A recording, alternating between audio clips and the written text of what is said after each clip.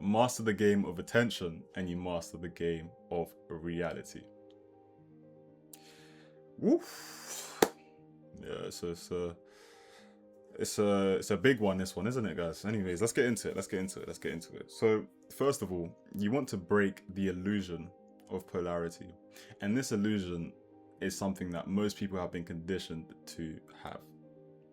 This illusion is the illusion that your reality is separate from you, that you don't experience reality as a result of yourself. And this illusion must be broken by coming to the realization and the internalization of the truth that the physical reality that you experience is only the effect. It is not the cause. It is not a causal realm. The causal realm are realms of consciousness, the spiritual and the mental. Physical reality only constitutes 0.0035% of reality, because we can only see visible light on the electromagnetic spectrum, meaning that there are clearly invisible forces at play here. And what are these forces? They are forces of consciousness. Now, after you've broken this illusion, you come to one conclusion. And that conclusion is that whatever is external was first internal. And upon coming to this conclusion, you can then make up the idea that whatever you plant internally will be expressed externally. So instead of trying to focus on the external, on the effect, why don't you focus on the cause, on the causal realms? Because once you put your focus on the cause, then naturally that's going to be expressed outwardly, no? And you've reversed engineered the process. Instead of doing what everybody else does, where they focus on the physical as much as possible and get nowhere, because the effect cannot affect an effect, no pun intended, they get stuck. They're like, what the fuck is going on? Why am I stuck here? I'm trying so hard, but nothing's working. And the truth is, the people who get the furthest in life don't work hard, but at the same time, they don't work smart. You'll be told that they work smart instead of working hard. But the truth is, they just work multidimensionally. They work on all three planes, on all three realms. Now, when I'm saying that there's three different planes, I don't want you to get it misconstrued and think that I am referring to three different places. The illusion of polarity also creates that illusion as well. When I'm talking about three different planes, right, the spiritual, the mental, and the physical, I am simply referring to the same thing, just at different degrees of vibration. Polarity is the truth that everything has its two poles. Love, hate. Frustration, relaxation. Anxiety, calm. Joy, sadness. Dull, sharp, noise, quiet. Every single thing has its corresponding opposite. Now, within this thing that has its corresponding opposite, that corresponding opposite isn't different. It is the same thing, just at a different degree of vibration. The spiritual and the physical. They are the same thing, just at different degrees of vibration. And obviously, within the midpoint, before you get to the physical, as you're going from the spiritual, you have the mental. Now, as you've broken this illusion, the next thing that we want to come to is frequency, because at the end of the day, all that manifestation really is shifting from one frequency to another, or one state of consciousness to another, or one identity to another. They're all different phrases and different words that refer to the same thing. Now, within your frequency, there are seven. Is that seven? Yeah, sorry. There are seven different keys. That's seven. There are seven different keys. Now, all of these keys are your beliefs, your perception, your attention, your reactions, your conviction, your emotionally charged thoughts, and then finally, your expectations. These are the seven keys of your frequency, or your state of consciousness, or your identity, whichever term you prefer to refer it to as. You get what I mean regardless. That is your frequency. Now, you've come to the understanding of what your frequency is, right? And there is a word there within the 7 keys that I mentioned that also happens to be in the title of this video. And that word was what? I'll give you, a couple seconds to, think and get the word before I say it, because you're definitely going to do that, because you're definitely paying attention and you're not watching this while scrolling on TikTok. I know you're definitely paying full attention to this. The word was attention. Now, when it comes to your attention, think of it like a mouse cursor, right? When you're on a computer and you're using a mouse cursor, when you bring the mouse cursor to a certain app, what does the app do? The app icon begins to enlarge, doesn't it? Now think of your attention like the cursor. Whatever you place that cursor on begins to enlarge. So when you start placing your attention onto something, it begins to start the process of it being attracted into your reality. So when you place your attention on the idea that all girls are shit and all girls are gonna cheat or do this, or all men are trash and all men are terrible people, when you start to put that mouse cursor on that application, it starts to enlarge a bit. And then what happens when you click it? When you click the application, it opens the application, and now your entire screen has changed. And because your entire screen has changed, what is that symbolic of? Come on, guys. Come on, get with me as I'm explaining this. When you place that mouse cursor on that application and you click it, that application opens onto your entire screen. And that is symbolic of when you apply your attention and then keep applying it and you don't stop, what begins to happen is what you're applying your attention on fully attracts itself into your reality. Now, in regards to attention, there are 3 different types of attention. There is wanted attention. I don't know why I've used my ring finger for that. There is neutral attention. And then finally, you have fearful attention. Sorry, this just looks really strange. I don't know. Anyways, in regards to wanted attention, it's pretty self-explanatory. It's in the name. Wanted attention is attention placed upon things that you want or things that you desire. Neutral attention, we're going to get back to that. I want to explain fearful attention first. Fearful attention is attention onto things that you obviously fear, or things that make you feel anxious. For example, if you have a fear of spiders or a fear of dogs, that's fearful attention. And then neutral attention, the thing that I skipped over, is simply just observing something without any judgments or attachments. Here's a fun fact. Any form of meditation, most of the time, really is just neutral attention applied to something. Whether it is you doing breath work and you're focusing on your breath, or you just thinking and you're focusing on your thoughts and observing your thoughts, what is the one thing there that is consistent with the 2 things that I just mentioned? The fact that you're observing. Observation is the act of looking at something or looking at something with no attachments or judgments. So that's kind of basically what meditation is, really. Most forms, anyway.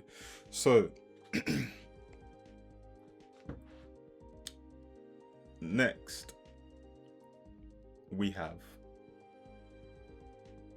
What do we have next? Fuck, I forgot. I already explained the illusion of polarity to you, and then I explained frequency, and now we're on attention, and I already told you that it's one of the 7 keys of your frequency, and I already told you that what you place your attention on, you attract into your life, right? in regards to wanted attention, that attracts whatever it is, you know, you've placed your want on into your life. Fearful attention attracts whatever you fear into your life. Sorry. It attracts whatever you fear or you apply that anxiety to in your life. And then neutral attention doesn't attract anything. It simply doesn't, nothing. It doesn't attract it.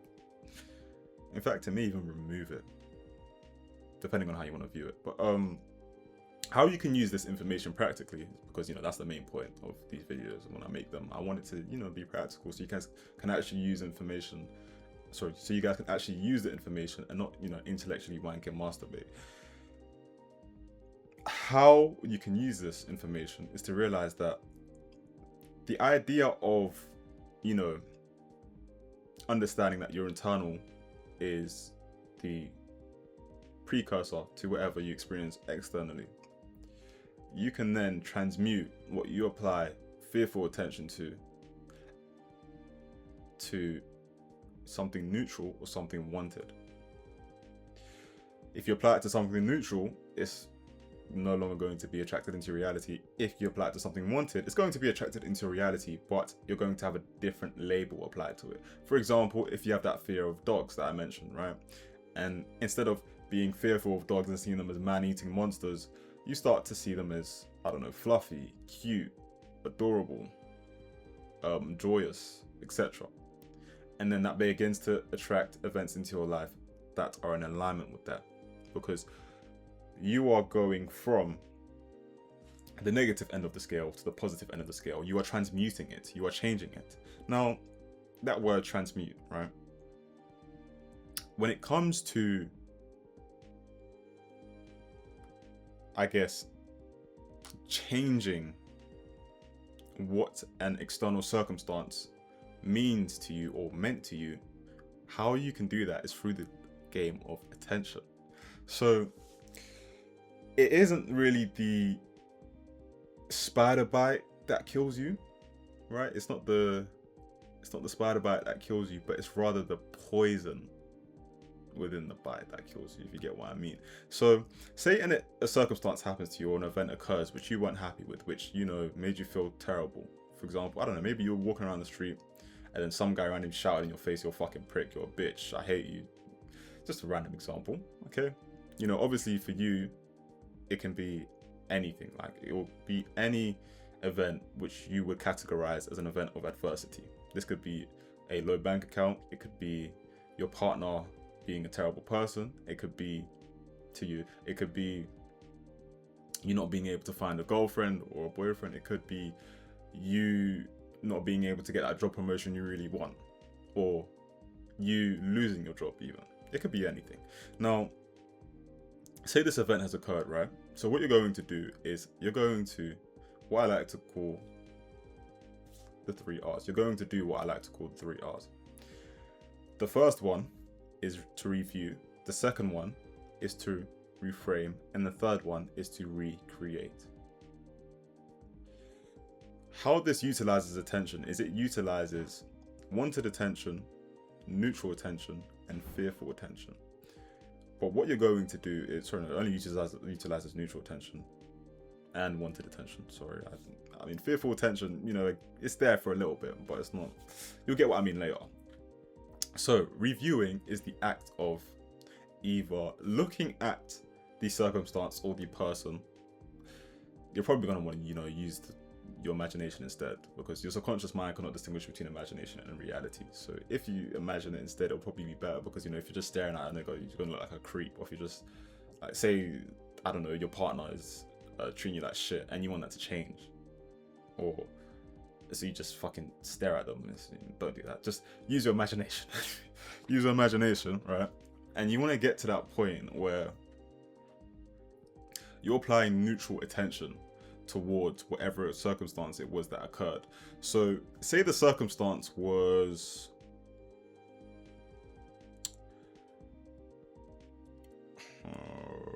I'm thinking, say the circumstance was your girl cheated on you, okay? Your girlfriend cheated on you, and this was the negative circumstance.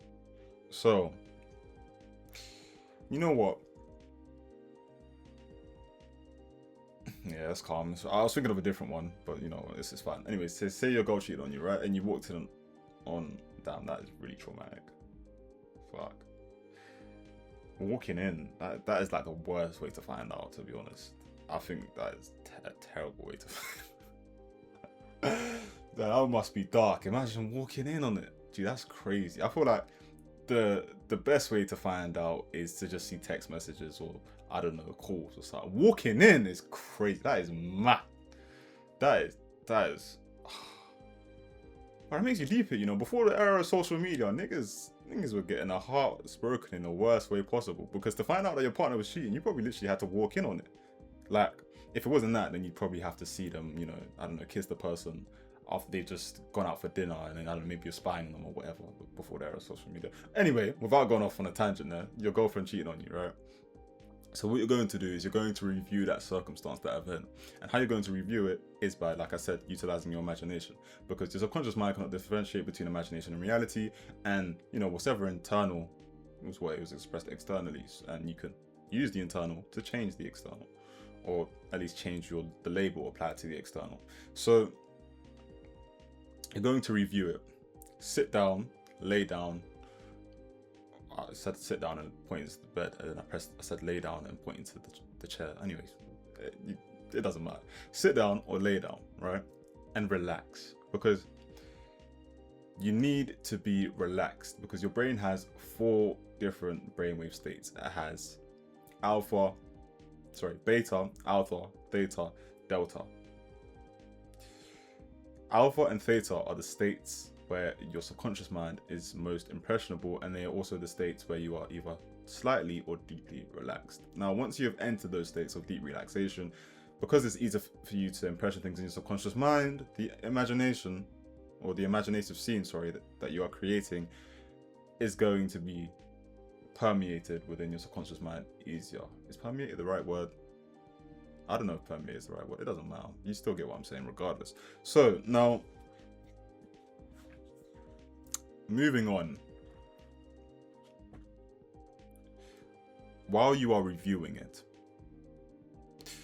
you are applying neutral attention towards it. You see what I mean there? And when I say neutral attention, that doesn't mean you're not thinking any negative thoughts or you're not feeling any negative emotion. Because neutral attention is simply just observing your thoughts and the emotions that you're feeling. And before you do this, you also have to detach from the notion that you shouldn't be feeling negative emotions or thinking negative thoughts. Because within the manifestation space, I guess a great misconception is that you have to be thinking positive all the time and, you know, feeling positive all the time. But the truth is, the only thing that really gives the emotion power or the thought power is the label you apply to it. So if you see it as negative or positive, then that's what it's going to be. So in regards to the emotion, you want to just feel it, observe it. The emotion and the thoughts, whether negative or positive, you want to feel it, observe it. It's probably going to be negative because we're talking about a scene that, you know, was adverse, you know, you hated the scene. Anyway, so while you feel that negative emotion and those negative thoughts, just let it flow, observe it and let it be. Eventually, because you're applying neutral attention towards it, it's going to go from a state of negativity to then transition to neutrality. You are going to stop thinking those negative thoughts, or if you do still have those negative thoughts, they're not going to be accompanied with negative emotion, right? And then you're just going to reach that point of neutrality. How long this takes is different for everybody. It could take you 10 minutes, 15 minutes, 40 minutes, an hour. It's different. If you're serious, you'll do it. And also, it probably also, you know, has a connection to, you know, how dark the scene was for you. For example, if you walked in, you're probably like, that's probably going to take some time, bro. If you just saw some text messages, or if you weren't even dating the person for that long, yeah. But, you know, just within the realm of this example, okay? Not within the realm of this example, within the realm of any example, okay? Because this is something that can be applied to anything. In the case of a low bank account, you know, that's something that is less traumatic, I guess. You could just apply that neutral attention to the low bank account by either... This is one thing you actually can just look at instead of, you know, trying to imagine it. You can just grab your phone, look at your bank account, or if you prefer imagination, you can just, remember the low bank account, okay, the low bank balance, okay. Now, after you have reviewed it and you've reached that point of neutrality, once you reach that point of neutrality, you have reframed it, and then now it's time for you to do the final step, which is to recreate it. And then because you are recreating it, you are changing it. You are changing that circumstance. Now, you can either recreate it or relabel it, okay? I'm going to edit it a bit there. You can either recreate or relabel it, because one thing I understand is if it's within the realm of, I guess, like I said, this example, your girl cheating on you and it's kind of pretty dark. Sometimes, depending on the person, it can feel a bit idiotic or nonsensical or delusional to try and completely recreate that scene and think it, and then say you walked in on, I don't know, your girl oiled up, ready for you. I don't know. Fucking hell. And then, yeah, so instead of recreating, in that case, you can also relabel it. It all depends on you, to be honest. You can relabel it and just say, fuck, what would be a good, I don't know, relabeling for that? Opened your eyes, I guess, to the partner, because, you could end up marrying that girl. Yeah, anyway, you can either recreate it or relabel it. Now, if recreating it doesn't sound nonsensical to you, and you're actually feeling positive emotion once you've reached that neutral state, then you can just recreate that scene. Like I said, within the guards of, within the game of manifestation, a lot of things are just dependent on you as a person, because different things work for different people. Now,